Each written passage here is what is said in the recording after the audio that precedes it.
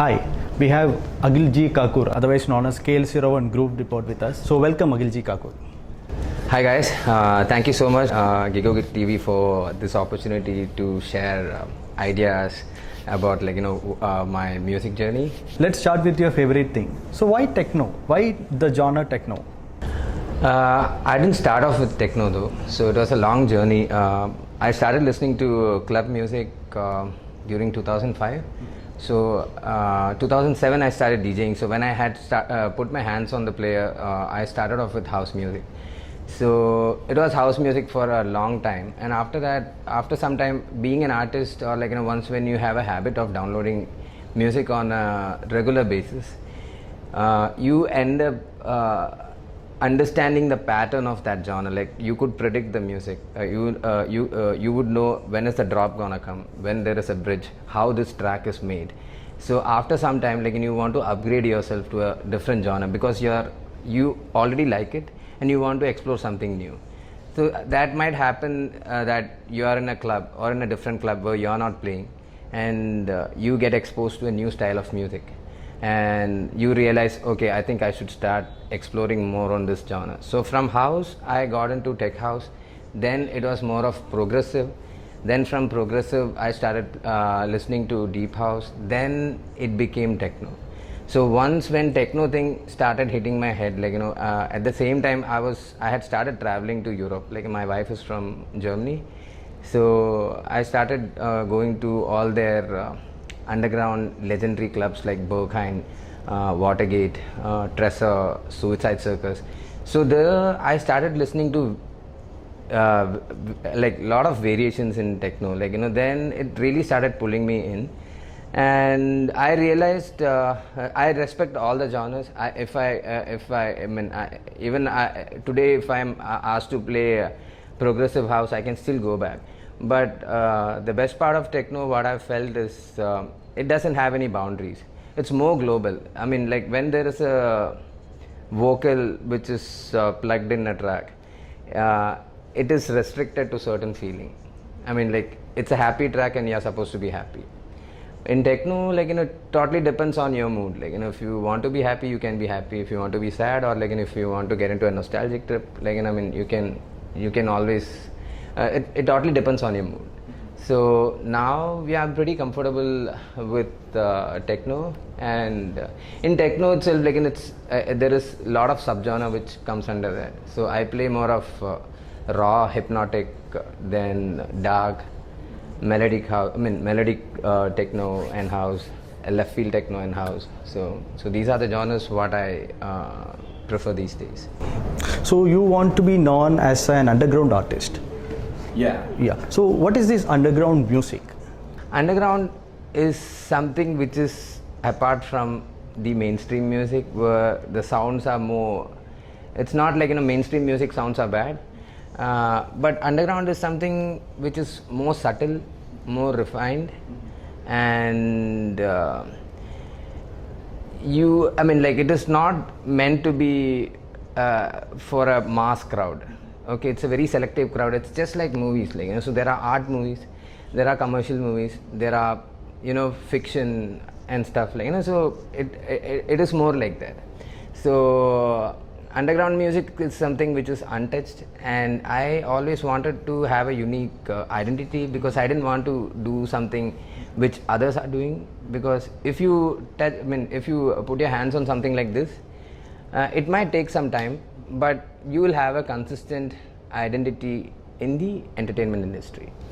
So how easy was it to develop your career during your initial days, and did you have any cultural background? I do have a cultural background. I studied Carnatic music. Building my career in entertainment industry, it was not easy. How you had mentioned in the question, it was how easy. It was not at all easy. See, I'm a graduate from IHM Chennai, so I did my BSc in hospitality and hotel administration. So naturally, I started working as a hotelier. I worked with most of the good brands like ITC, Hilton, Hyatt. So I was good at my work though at the same time. But my passion always kept pulling me I was always distracted, like, I always found time to invest on music. I went for parties, I went for festivals. So it took almost 10 years for me to have that guts to leave my job and get into entertainment industry. And yeah, at that time my family also supported me really well. So my wife gave me a heads up, like, if it's not going well, probably she will handle the scene, like, because a family, to run a family, you'll definitely need a lot of money. So quitting a job and getting into a fragile industry where it is super duper competitive, so I had a belief in myself, like, but you always had a belief in yourself, and sometimes you might goof up. So I took that huge risk, and I had put a lot of effort, maybe 500% effort. Yeah, so yeah, it started like, it took time. It was a very gradual process. I was not looking at like hitting that big money box and stuff, like, I just wanted to give my 100% and wait for the results. So it was not easy, but yeah, so by the time like 2020 and all, when it started off, like, I was traveling, like, it was going really well. Yeah, so nothing comes easy. So you have to put a lot of effort. You should be independent. You should know the game. You should present yourself well. So there are a lot of areas, like, now when I think about it, like, I have really worked hard. Yeah. Akhil, how do you plan your set? How do you prepare yourself for a gig? There are a lot of factors, like, I'll have to keep myself very calm, happy. Then I should, if it's a already pre-planned gig, and if I know the time slot, then I'll have to think about tracks which would suit that time, and I will try to get an idea about the crowd, what's gonna be there. And see, I've been collecting music since 2005. So you have a lot of music in you, all that, like, you'll have to see for 1 hour set. Probably you might require 16 tracks. So out of 6,000 tracks, what you're already having in your hard disk or in your computer, so you should be able to think, like, okay, this track might go well, and after this track, like, this track might go well. So it depends on the end. You'll have to choose the right groove which would suit that venue, which would suit that people, and that's how I pre-plan. But a lot of times it has happened this way, that I have a playlist in my head, and I go for a gig and I start playing music, and I feel like, okay, check it, I'm gonna do something different completely. Sometimes you have this, it's not overconfidence, but you know what you're gonna do. So yeah, so planning up a set, like, you'll have to be mentally very, there shouldn't be any pressure inside you. Okay, I try to be natural, so which always worked, and I hope it continues like that. So, what's the evolution you will be looking forward to happen to the current party scene in the town? Any growing city, including Trivandrum, has a huge scope for entertainment industry, because the current IT industry, or there is a lot of infrastructure development happening in the city.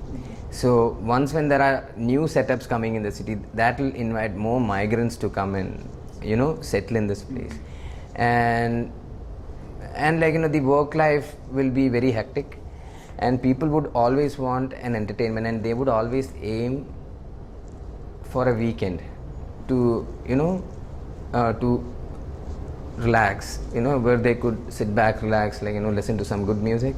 So there is a huge potential for nightlife, for entertainment industry, which would result in a way that there are more new venues opening up,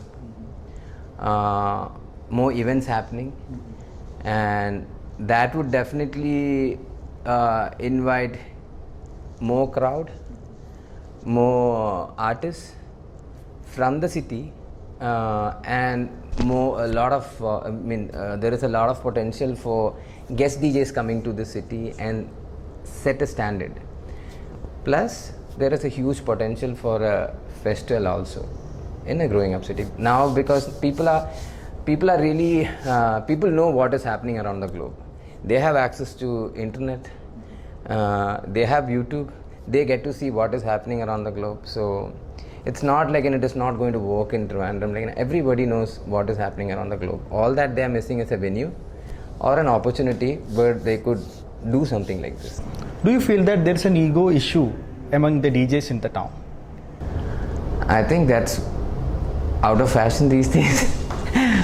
Because especially in this town, there are, we have few DJs, and we all play different genres. So we all respect each other, because if there is someone who's playing hip hop, I'm not good at playing hip hop. So I really respect that effort, the way how he does things. So we respect each other, and we always try to promote each other, help each other. So if there is any party where I'm playing and the other DJs are they don't have gig on that day, they might probably come there, chill there for a while, support me, dance for me. So the same I do also for them. So if there is another party happening on a different day and my other DJ friends are playing in some other venue, so I might even put it as my social media status or story, and I might even send messages to my WhatsApp broadcast list, give people a heads up, guys, there is a party happening. Because I always feel, even if they are playing on the same day, if there is someone who's playing hip hop or something different, the people who are supposed to come for a techno party, they are completely different from the other parties, the hip hop parties, or the Bollywood or any such genre. So it is, nobody felt that we are competing with each other. So I hope it continues like this. So it's more like we are like brothers, so we always love to support each other, and so I think in future also we'll continue to see. You have been a resident DJ for a long time now. So how do you feel it different as an independent artist? So do you feel that pressure? See, I've been a resident DJ throughout my career. So at the same time, I've been freelancing also. Whenever I get a opportunity to play in other cities, I would never miss that. I've played in Mumbai, Bangalore, Chennai, Gurgaon, then few other international gigs also. Can't be said as an international gig, but I've played in Bangkok at a small club. So being a resident, yes, there is a lot of pressure, because whenever a venue is featuring entertainment night, that entertainment is supposed to bring in business. So you will have to really work hard. So there it is not only your music, there are a lot of aspects which are important. You should have a good PR. You should know what would make the crowd move, and from the hotel side, the service has to be good, and they should be very innovative when it comes to new ideas to make people more interesting. So there is a pressure. So from a DJ side, all that what we could do is to be good to people, have a good PR, play the best music, put your 500% again, and it all works hand in hand. We play good music, crowd comes, they enjoy, they spend at the venue, hotel provides good service, and hotel management drives the entire scene. So it works hand in hand. It's like a cycle. So the DJs, the artist plays a major role, the crowd plays a major role, and the management. So there is pressure, but when you are putting a lot of effort. When you really like what you're doing, you will never feel the pressure. So it's not easy, but it's easy. So you have been partying in Europe. You have been attending a lot of gigs in Berlin. So and you have mentioned a legendary club called Berghain. So how was your experience there? Berghain. Berghain. If you put that name on Google, the first thing what they show is how to enter Berghain. So it's a place where it is very difficult to enter.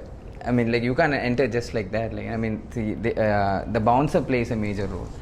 So they'll decide who should party that night. So if you are a group of 7, only 2 might get the entry, and like 5 might stay outside, and 2 wouldn't ask to the bouncer that they would want the other people also to enter the party. So it's a very restricted place. I don't know how I got in. Like I had one of my friend who used to work there as a waitress, so she had put me on the guest list, and I went there on a Sunday. So the techno culture out there is very different. Like everybody dress up in black, and inside Berghain, like there are 3 floors. Where one floor they play more of hard techno, one floor they play more of tech house, and there is one floor where they play only very chilled out, like subtle electronica, so that kind of music. So it was a different experience, like because people go to that club on Friday and they come out only on Sunday. So 48 hours. So it's a very it's not weird, it's very different, and you will get to see people are only there for music. You won't get to see much of people having a networking session, talking to each other, and it's very liberal. Like, and I mean, people dress up the way how they want, but in black, and they all dance the way how they feel like. It's not like okay, people are watching me. There is no concept like that. So it's very different, and for you, I mean, being a DJ, it's a great experience because you explore a lot of new music. You meet a lot of, I mean, there are mainstream DJs whom we know sitting here, like, when you look at, like, okay, DJ Mag, top 100 DJs. So you might be following them. So other than that, there are a lot of consistent underground artists who have been coming and playing there. And like, and the best part is it's kind of, I feel very different. Like, I mean, all 50-year-old guys, like 40 plus guys, they come and they set the club on fire. Like, so it's a different experience altogether. So for me, after going to Berghain for almost 2-3 days, I had this depression, because I was just thinking, when will I get a chance like this to party ever? But so that was in 2017. Then I went there in 2018 and 2019 also I had been there. So yeah, it's a must-visit place. I mean, must-visit club. If you ever go to Europe, Berlin is the place. Like, I mean, everywhere in Europe you have good music, but Berlin, like, I mean, Berlin, they are specialized in it.